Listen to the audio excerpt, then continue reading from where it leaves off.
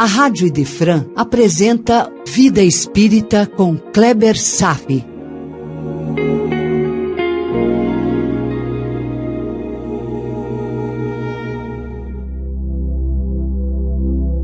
Nosso Lar, mensagem de André Luiz, parte 3.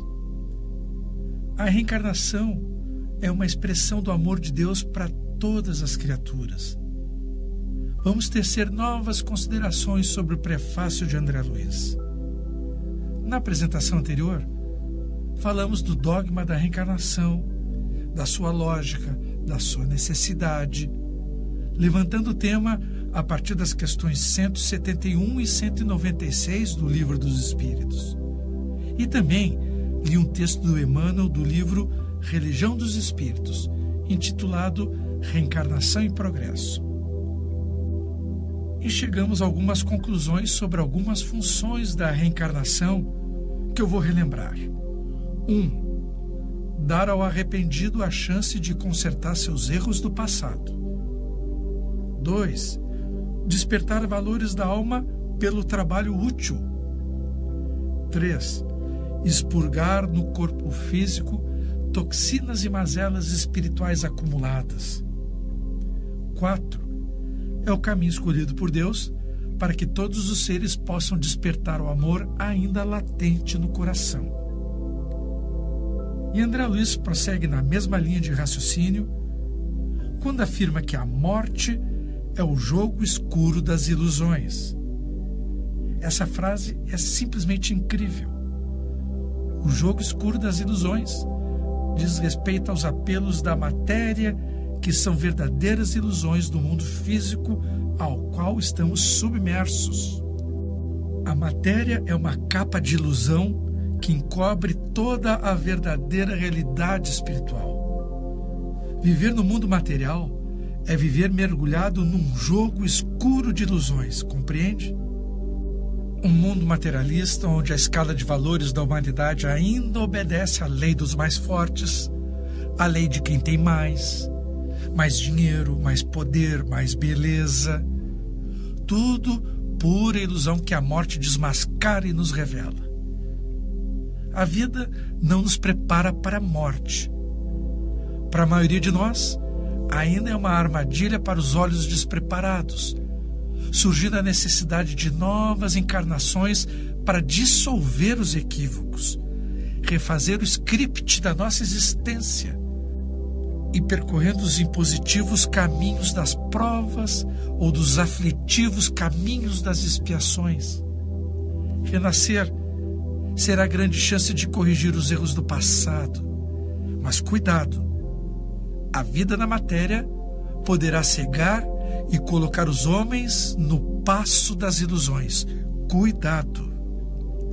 De fato, a frase, abre aspas, a morte é o jogo escuro das ilusões, fecha aspas, bem que poderia ser lida como, abre aspas, após a morte você se verá quem realmente é, estará face a face diante de um espelho sem a maquiagem ilusória da matéria. Estaremos preparados para nos encarar diante do espelho das realidades espirituais? Hein, meu irmão? Infelizmente, não nos preparamos muito para a morte, esse inexorável momento. As religiões não têm dado conta de nos ensinar o que realmente nos aguarda após a morte do corpo. Tudo muito vago, nebuloso, fantasioso. O Espiritismo mostra a todos, com absoluta clareza, o destino que nos está reservado. Mostra com clareza de onde viemos, quem somos, para onde vamos. Mas a morte sempre chega e devemos nos preparar.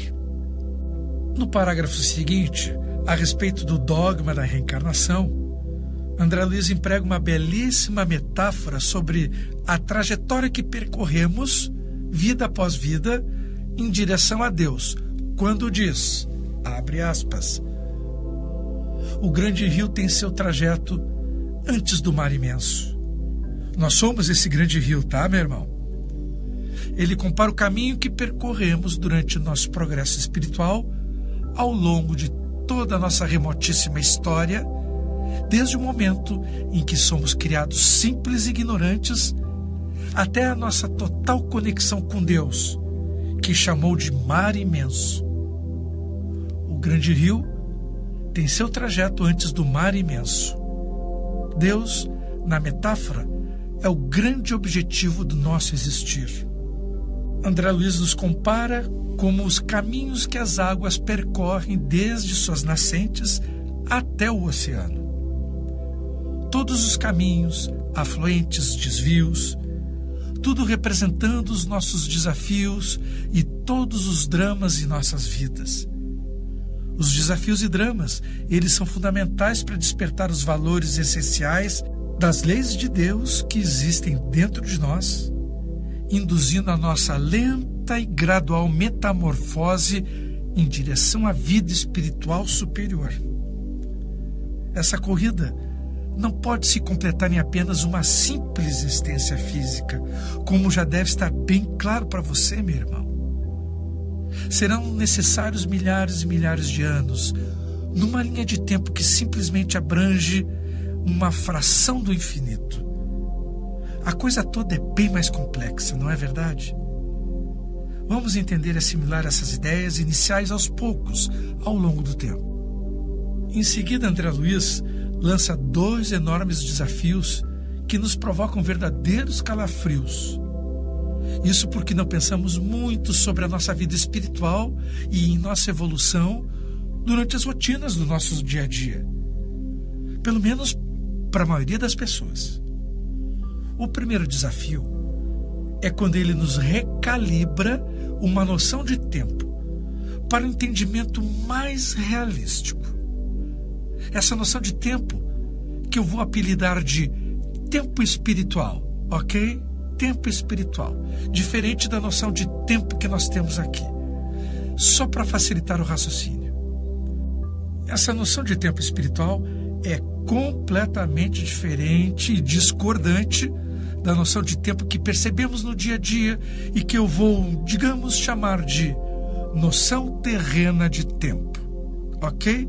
Tempo espiritual e tempo terreno. Então, dessa forma, ele compara as 2 noções de tempo quando descreve que um corpo é apenas uma veste. Um século é apenas um dia. Um serviço é apenas uma experiência. Um triunfo é somente uma aquisição. E uma morte, um sopro renovador. Pois que após um variável período no plano espiritual, todo ciclo recomeçará. Um novo corpo, um novo período de vida, um novo trabalho, uma nova conquista, até um novo desencarne. E continua, abre aspas. Quantas existências, quantos corpos, quantos séculos, quantos serviços, quantos triunfos, quantas mortes necessitamos ainda, até chegarmos ao grande mar. É claro que aqui está implícito a obrigatoriedade da reencarnação. E para quem é imediatista, vai um conselho. É melhor manter a calma. Melhor respirar fundo. Evoluir consome um tempo de milênios e milênios. Esta, sim, é uma perspectiva mais realística. É a noção de tempo espiritual que eu me referi agora há pouco. Somos seres eternos e teremos tempo suficiente para trilharmos nosso caminho de volta para a casa de Deus como filhos pródigos. E o tempo tem outra percepção para os espíritos. Ainda estamos presos no paradigma terreno de um tempo que corre por um dia em 24 horas, um ano, 365 dias.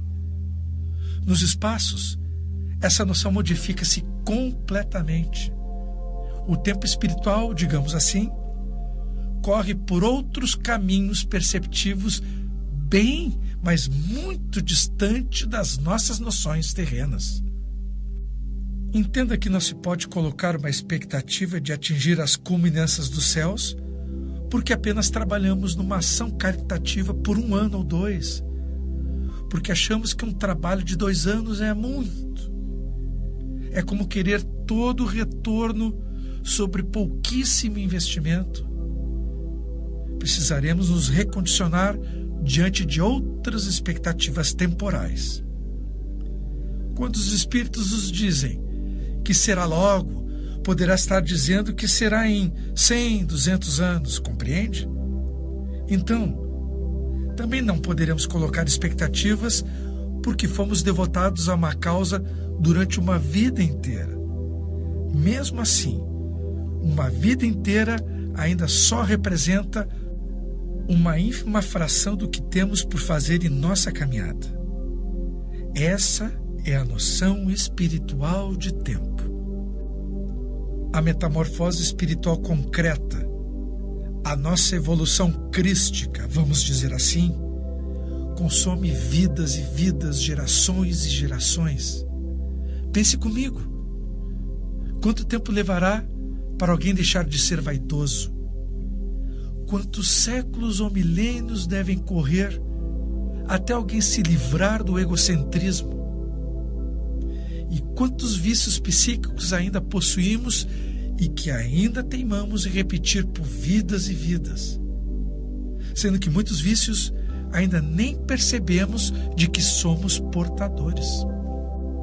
E mesmo sabendo que a jornada será longa, mesmo assim, ainda desperdiçamos tempo, trocamos as boas oportunidades de crescimento pelo ócio, pelo conforto imediato que os apelos da matéria podem nos proporcionar. Mas saiba, Deus não tem pressa nenhuma. Tudo depende de nós. Ainda boa parte do tempo, abrimos mão da sublimidade inimaginável de uma vida espiritual plena, tudo isso em troca dos apelos de um mundo materialista. Ao nosso estágio de existência atual, tudo faz parte de um aprendizado. É difícil fugir a isso. A matéria tem seus apelos e muitas ilusões. É claro que uma parte desse condicionamento é consequência de um absoluto desconhecimento do que se passa na vida espiritual. Por isso, tudo começa com a educação, a busca de novos conhecimentos ainda surpreendentes para a maioria das pessoas. Tudo inicia com o fortalecimento da asa da sabedoria, para mais tarde, mais amadurecidos, decidirmos transpor a ponte entre a mente e o coração, aquela pequena ponte de 30 centímetros de distância. Migrar os conhecimentos para o coração, viver o que se aprendeu, fortalecendo a asa do amor. E o trabalho útil tem um nome: caridade. Por isso nos ensinou Kardec uma das suas famosas expressões: fora da caridade não há salvação. Portanto, vamos com calma, sem precipitação. Tome um fôlego. Cuidar para não cair na inércia já será um ganho. Porque não fazer o bem também é expressão do mal.